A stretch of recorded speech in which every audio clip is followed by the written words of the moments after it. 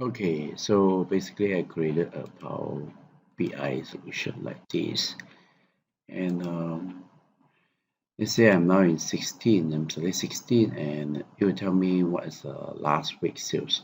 So look at that.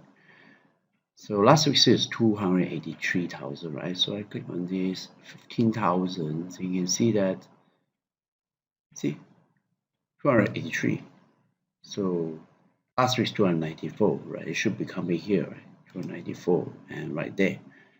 And this is the differences. You can see that, right? Last week is 200.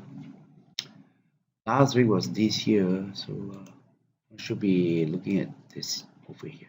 Last week's 212, and this week is 294, and 274, and so on, right? See, and this is selecting 13. So, and the difference really just take this week minus the last week. So how do I get this week sales? This week sales. Let's take a look here. This week sales. Well, basically it's calculate, and then I use something called selected values. So this selected value will help you to find that, right? See, selected value, and then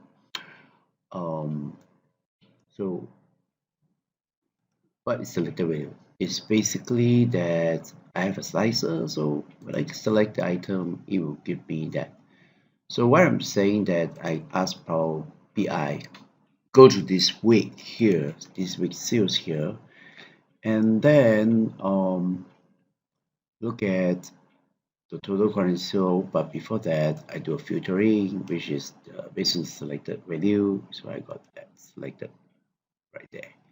As for the last one, right, the last week sales, all I need is just over here, select the value, which is I'm selecting 10, but minus 1 would be 9. So then I get the last week's sales then.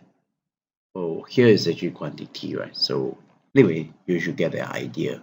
Now, notice that when I come to 16, right, this chart doesn't change. How is that so? Because I go to format, and there's add the interaction. So I click on this, add the interactions, and then I select the slices, and here I actually basically say do no interaction when for this visual, this line chart. I want to show a trend. As for others, I want it to remain there. So that's why I stop the interactions. After I finish this, I click on this edit interactions, and that's all.